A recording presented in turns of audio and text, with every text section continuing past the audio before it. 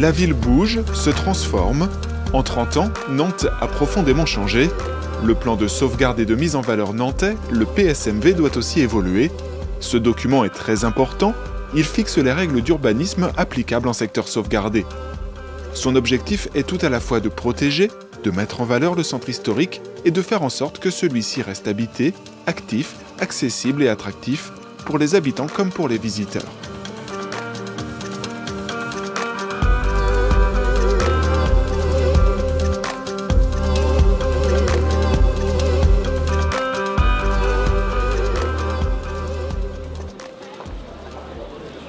Ici, nous sommes dans le centre-ville de Nantes, là où bat le cœur de la métropole. On ne peut pas s'y tromper. La Loire au centre, les traces du port, des respirations vertes, la cloche du tramway, les pavés de Feydeau, les tours blanches du château, et, partout, des commerces, des services, des gens qui se croisent et déambulent.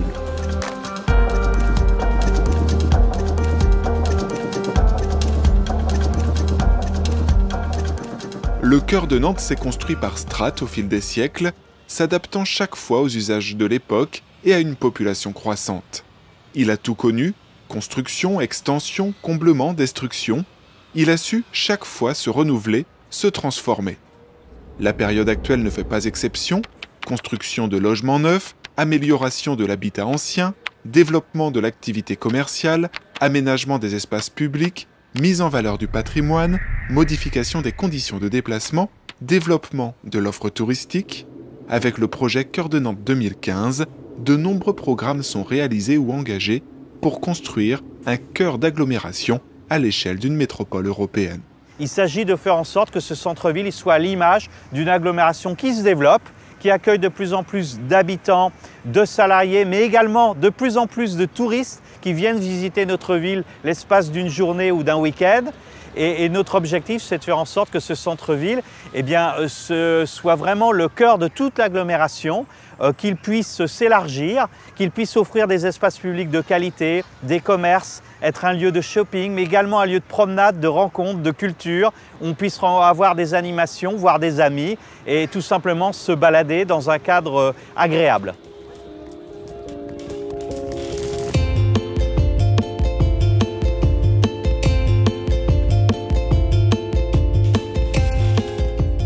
Un centre-ville, ce sont donc d'abord des gens.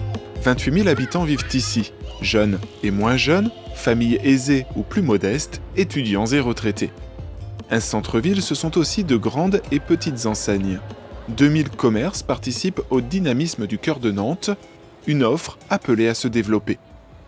L'activité commerciale, c'est vraiment l'ADN du centre-ville. C'est ce qui différencie le centre-ville de tous les autres quartiers. Et c'est le plus grand centre commercial de toute l'agglomération. C'est un centre commercial évidemment à ciel ouvert, avec ses lieux de déambulation, ses promenades, ses lieux de détente, et avec une diversité de l'offre extraordinaire entre les petits indépendants, des petits commerces pittoresques, et puis toutes évidemment les grandes marques qui sont présentes.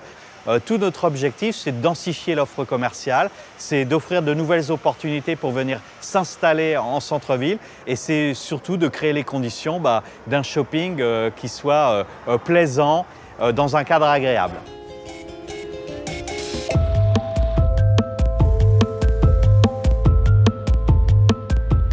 Il n'y a qu'à regarder autour de soi, le centre de Nantes est beau. Et il n'y a pas que les Nantais qui le disent. Chaque année, la ville accueille 2 millions de visiteurs, attirés à la fois par la richesse de son patrimoine, la qualité de ses espaces verts, la présence de la Loire et de l'Erdre, son offre culturelle et touristique originale.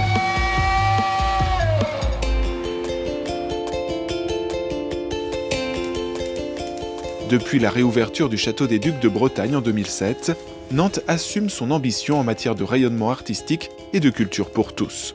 L'enjeu pour nous, notamment à travers cette révision du PSMV, c'est comment est-ce qu'on monte en gamme, comment est-ce qu'on monte en qualité pour faire en sorte que ce patrimoine dont certains, probablement injustement, disent que ce n'est pas un patrimoine exceptionnel.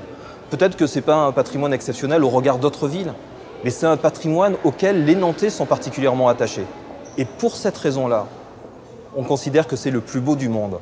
Pour cette raison-là, on a envie qu'il soit davantage partagé avec ceux qui ne connaissent pas Nantes et qui ont envie de franchir les portes de notre ville en se disant « mais c'est quoi cette ville ? qu'on dit tellement étonnante. Donc c'est pour toutes ces raisons que l'on souhaite que la relation avec le patrimoine soit renforcée et monte en qualité dans les années à venir, parce qu'il y a un fort enjeu d'attractivité touristique, de rayonnement important, et sur lequel, je crois, on aura l'occasion de démontrer que Nantes est une ville à part, est une ville qui mérite d'être connue. Cette voie de circulation routière sur le cours des 50 otages, difficile à imaginer aujourd'hui. L'arrivée de la seconde ligne de tramway dans les années 2000 a permis de rebattre les cartes des déplacements en centre-ville. Aujourd'hui, c'est moins de voitures, plus de transports collectifs, des aires piétonnes confortables, des axes cyclables sécurisés. Et c'est bien plus agréable pour tout le monde. Alors sur le cours des 50 otages, donc il a été décidé de passer, et ça c'était une mesure très radicale, de 7 voies à 2 voies de circulation, ce qui donne à peu près les voies de circulation actuelles, sur lesquelles il y avait les automobiles et les bus, et de faire de très grands trottoirs, donc de transformer le cours en promenade, avec en haut du cours, derrière nous, un jardin, parce que le cours s'élargit, il est de taille un peu variable, comme ça, un peu sinueux. C'était le lit d'eau de rivière, donc c'est normal, ça n'était pas taillé au cordeau. Et sur ces très grands trottoirs, ou plus loin sur l'un de ces très grands trottoirs, d'installer le tramway. Toutes les villes sont allées un peu dans ce sens depuis, c'est-à-dire que toutes ont réduit ou tentent de réduire, on le voit à Paris par exemple, la place de la circulation, de redonner de la place aux piétons et aux vélos. Donc tout ça est assez agréable, assez unitaire et assez fluide d'une certaine manière.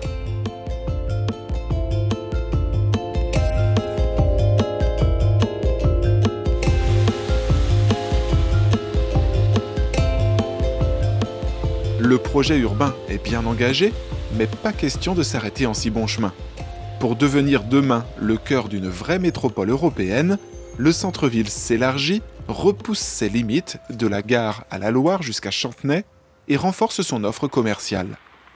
Pour faire le lien entre les différents secteurs du centre-ville, de nouveaux espaces publics paysagers compléteront l'offre existante. Du parvis de la future gare SNCF au quai de la Fosse, en passant par l'esplanade de la Petite Hollande, ouverte sur la Loire. De même, un nouveau cheminement reliera la cathédrale à la place Gralin via le secteur de l'hôtel de ville, entièrement réaménagé. Je crois que ce qui fait de Nantes une ville attractive, c'est sans doute d'abord l'alliance entre des grands projets, des projets qui marquent une ambition, une vision pour cette ville, mais également des projets au quotidien. Des projets qui garantissent, qui construisent, qui réinventent en permanence ces qualités de vie à laquelle les Nantais sont justement si attachés. Prenons 2 exemples concrets. À Nantes, en même temps qu'on construit du logement ou des routes, on construit des commerces de proximité, du service public de proximité, parce que ça fait partie de cette qualité de vie à la nantaise. Alors le projet urbain de demain, c'est à la fois la suite de la gare à la Loire, mais c'est aussi ce potentiel absolument incroyable, 200 hectares en plein cœur d'agglomération. Peu de grandes villes françaises ont cette chance, cette opportunité. C'est en même temps une vraie responsabilité. Cette responsabilité, c'est de ne pas se précipiter, de bien choisir la destination, les usages. Ces 200 hectares, ensemble, que voulons-nous en faire demain ?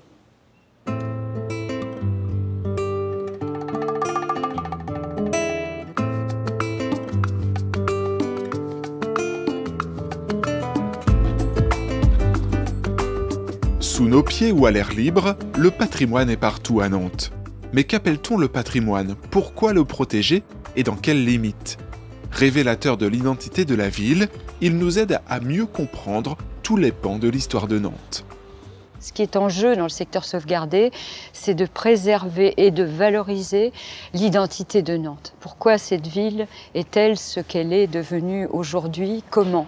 Quelle est l'identité de cette ville? Sur quoi peut-on s'appuyer pour en révéler justement toute l'épaisseur historique, toute la stratification depuis les périodes les plus anciennes, la période gallo-romaine, la période médiévale, la période de la grande expansion de Nantes, le XVIIIe siècle, le XIXe, et puis aussi porter un regard sur aujourd'hui. Qu'est-ce que ce sera le patrimoine de demain ?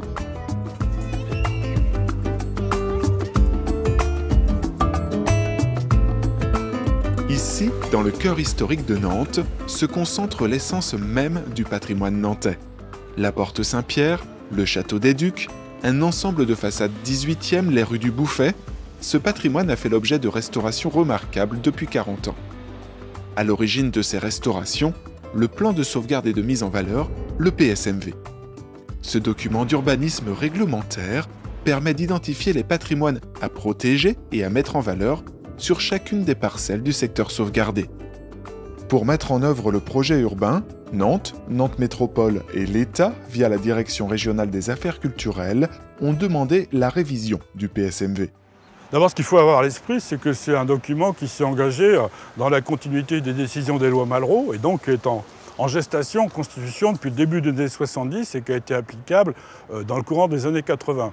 Donc ça a pris un certain temps pour le construire, mais aujourd'hui il a quand même plus de 30 ans.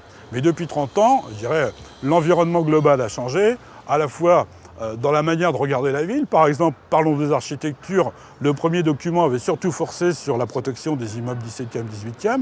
On sait tous aujourd'hui qu'il faut porter l'effort sur les bâtiments 19e, 20e et même sur les architectures contemporaines. Donc ça, c'est une première dimension.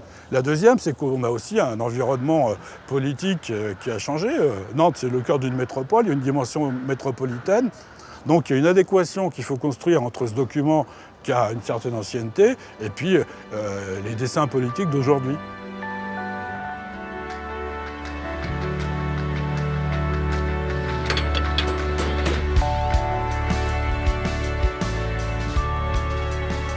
Un PSMV, c'est assez impressionnant et très compliqué.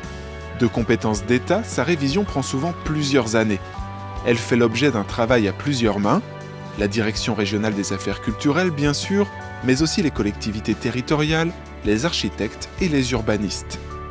Leur travail s'appuie sur un diagnostic très précis, à la fois patrimonial, fonctionnel et environnemental. Alors bien sûr, il y a des approches tout à fait techniques puisqu'il s'agit d'aller voir toutes les constructions les unes après les autres pour savoir celles qu'on doit protéger, comment on doit les protéger, savoir où il y a des marges de souplesse, où est-ce qu'on peut faire évoluer en fait ce secteur. Mais en même temps, c'est un travail en concertation. On crée des ateliers urbains, on rencontre en fait les partenaires que la collectivité souhaite mettre en œuvre et donc c'est un débat avec les services de l'État, des services de la ville, des habitants, donc je viens de le dire, et c'est un travail qui demande un certain nombre d'années. En général, un plan de secteur sauvegardé se fait sur 3 à 4 ans.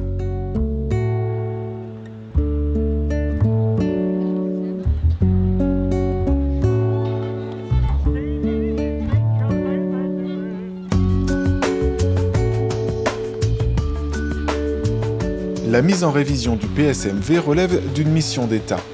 À Nantes, mais aussi dans tous les pays de la Loire, c'est la Direction régionale des affaires culturelles qui assume cette mission. Alors la région a aujourd'hui 6 secteurs sauvegardés.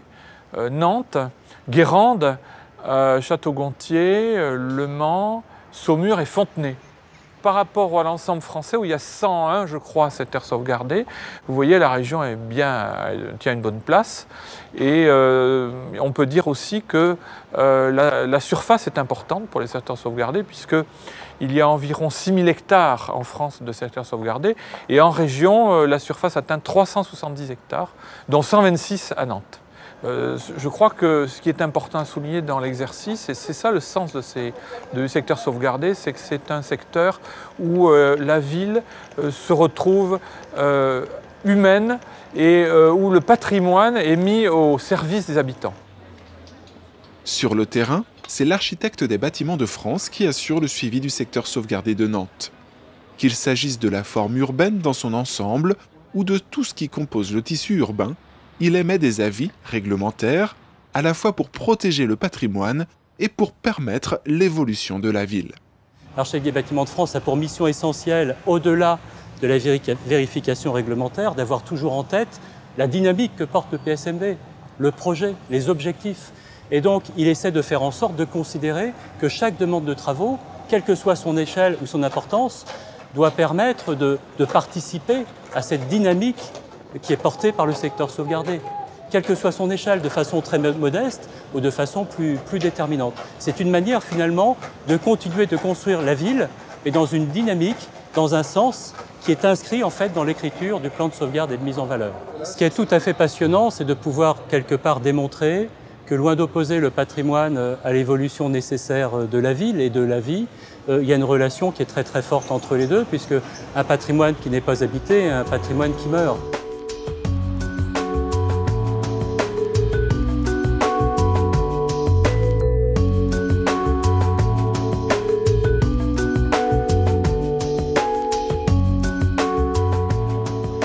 Et demain, la gare, le pôle d'affaires international Euro-Nantes-Gare, le nord de l'île de Nantes, le quai de la Fosse, mais aussi Mélinette, l'hôtel de ville ou la Petite Hollande. Appuyé sur un secteur sauvegardé, attractif et vivant, le centre-ville s'élargit pour mieux répondre aux usages et aux attentes de la société contemporaine. Nous sommes aujourd'hui à un moment charnière. D'abord parce que nous allons continuer de reconstruire la ville sur elle-même. C'est notre urbanité à Nantes, c'est la manière dont ici le projet urbain est conçu, et en même temps de nouveaux espaces s'ouvrent à nous.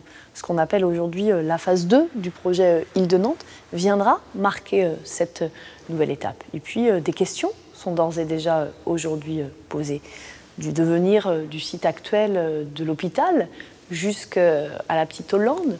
Et encore, si on se projette sur le quai de la Fosse, on voit bien là que c'est deux nouveaux éléments de ce projet urbain.